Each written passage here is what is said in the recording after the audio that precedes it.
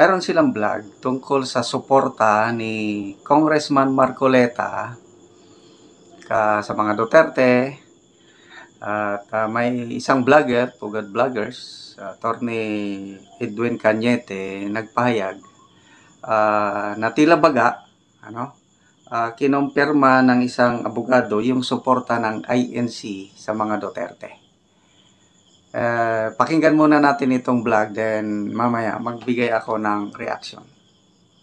Ang balita ngayon, trending at pinag-uusapan ngayon sa mundo ng social media. Ang tiumanay balita, matapos pigilang magsalita, patahimikin, hinarang at tinanggal pa sa pwesto bilang Vice Chairperson sa GIP Party List Representative na si Congressman Rodante Marcoleta at napabalitang nadismaya at pumalag ang INC at ang mga miyembro nito. Tila kinumpirma na mismo ng isang abogado ang suporta ng Iglesia ni Cristo sa pamamagitan ni Congressman Rodante Marcoleta ang kumpirmadong suporta nila sa mga Duterte, lalong-lalo na kay Vice President Sara Duterte. Pero bago ang lahat, kung bago ka pa lamang sa aming channel, please huwag kalimutang mag-like, subscribe at i-click ang notification bell para mas maging updated ka pa lalo sa lahat pa ng bagong video na i-upload namin. At eto na nga mga kababayan, tila mukhang hindi na nga makakayanan pa ng pamunuan ng Iglesia ni Cristo ang umano'y mga ginagawang tila kabulastugan ng mga mambabata sa Kongreso at ang tila panggigipit kay Sakip Party List Rodante Marcoleta matapos nilang tila patahimikin, hinarang, tinanggal sa committee at pinigilang magsalita sa plenary debates ng proposed 6.3 trillion national budget para sa taong 2025. Kinumpirma na mismo ng isang abogado na si Attorney Darwin Cañete ang kumpirmadong suporta ng Iglesia ni Cristo sa pamamagitan ni Sagip Party List Congressman Rodante Marcoleta dahil ito sa nasabing naging interview ng Pugad Vloggers kung saan host si Mark Lopez at si Attorney Darwin Cañete at nang tanggapin ni Congressman Marcoleta ang nasabing interview ng Pugad Vloggers kamakailan lamang, yun pa sa nilabas na kumpirmadong report online ng isang magaling na abogado na si Attorney Darwin Cañete. Thank you INC. Your member has done you proud. He represents a steadfast adherence to our democratic values and the most sacred tenets of believing in God. Tapos lumabas ang balitang ito at kinumpirma mismo ni Attorney Cañete ay lubos na nisayahan ng marami sa ating mga kababayan, lalong-lalo na ang mga DDS dahil tila ito na nga ang kumpirmadong report na nagsimula ng kumilos at ang full support ng Iglesia ni Cristo sa mga Duterte, lalong-lalo na kay Vice President Sara Duterte. Kung ating matatandaan noong 2016 mga kababayan ay naka-full support ang Iglesia ni Cristo kay dating Pangulong Rodrigo Duterte dahil sa kumpirmadong report na ito ay tila aasahan na natin ang buong Kongreso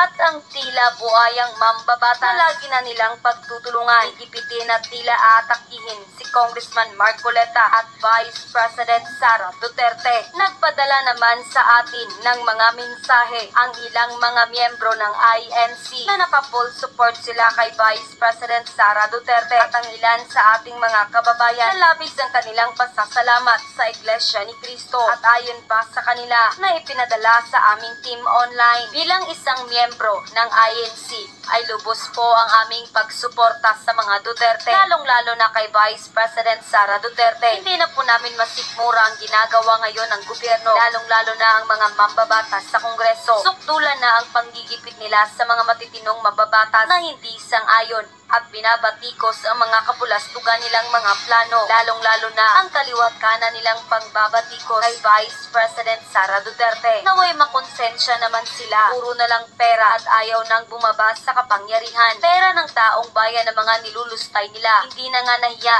ibinalandra pa online ang mga mamahaling gamit at ipinagmalaki pa talaga. Makarma naman kayo, pera ng taong bayan yan. Hindi talaga tulong sa mga mahihirap ang mga plano nila, kundi para sa sariling kapakanan lang nila. Kaya kami ngayon bilang miyembro ng INC ay full support kami sa mga Duterte kahit ano pa man ang mangyari. Babasagin na po namin ang aming katahimikan, admin. Sana po ay mabasa niyo po itong mensahe namin. Bilang mga miyembro po ng Iglesia ni Cristo ay hindi na po namin palalampasin ang mga kontrobersiyang kinasasangkutan ngayon ng Marcos administration at ang mga mambabatas sa Kongreso. Grabe, sukdulan na talaga ang kanilang panggigipit sa mga Duterte. Sobra ng obvious at di makatotohanan. Kanilang drama ngayon sa Kongreso, mas inuuna pa ang mga walang kwentang hearings na klaro pa sa sikat ng araw na ang layunin lang talaga ay pabagsakin ng mga Duterte. Mayroon namang Supreme Court. Bakit ang ala Supreme Court ang Kongreso? Hindi naman sila ang abogado at ang ilan ay representative ng party list na walang alam sa batas. Puro na lang contempt. Mas magaling pa sila sa Supreme Court na sayang lang talaga ang pera ng taong bayan. Lalong-lalo na ngayon na nilulustay pa nila ang kaba ng bayan at ipinagmalaki pa nila ang mga milyones luho sa online. Dapat din pa lifestyle check silang lahat. Naway magising na sila sa katotohanan at haplusin ng Panginoon ang kanilang damdamin na itigil na nila ang kanilang mga drama. Maraming salamat po, admin.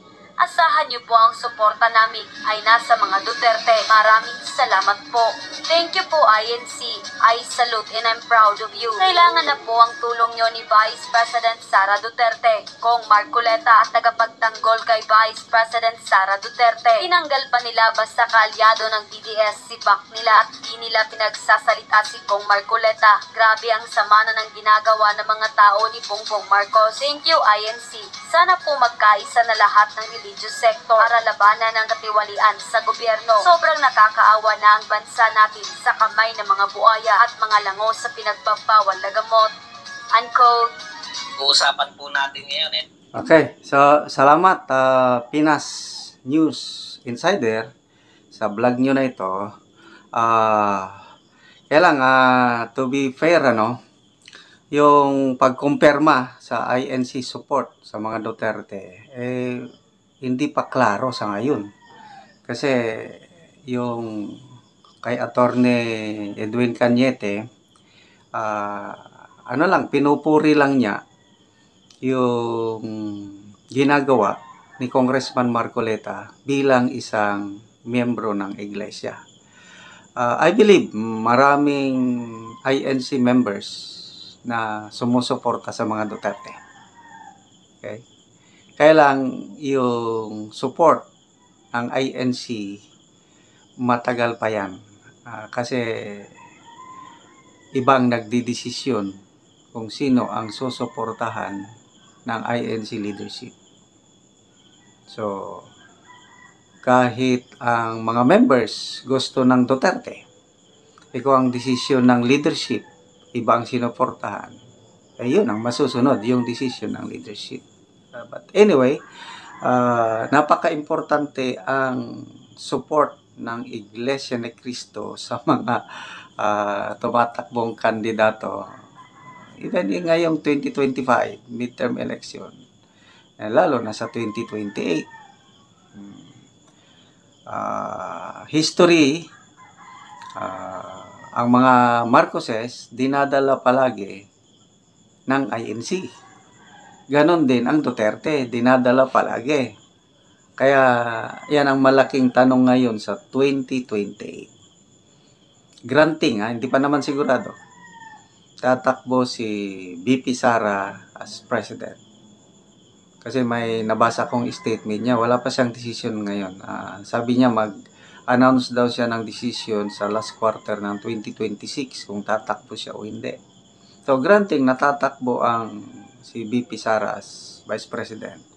Tapos ang Marcos, Araneta, Romualdez clan naman mag-put up ng kanilang kandidato. Granting si Speaker Martin Romualdez. So, yan ang malaking desisyon ng Iglesia ni Cristo kung sino ang susuporta nila. Duterte o Marcos, Araneta, Romualdez. Ano sa tingin niyo? I-comment naman ko pagdating ng 2028 at magbangga na ang Marcos at Duterte. Sino kaya ang susuportahan ng Iglesia ni Cristo? So, it remains to be seen. Again, I'm sorry, wala pang konfirmasyon. I beg to disagree dito sa sinasabi ng vlog na ito na kumpirmado na. Hindi pa. But salamat kay Congressman Marcoleta sa kanyang pagsuporta kay BP Sara sa pang-atake ng iba't ibang kongresista sa kanya. At salamat sa contribution ng Iglesia ni Cristo sa ating syudad kasi napakalaking role ng Iglesia ni Cristo sa atin dahil isang matino, disiplinadong religious organization ang Iglesia ni Cristo.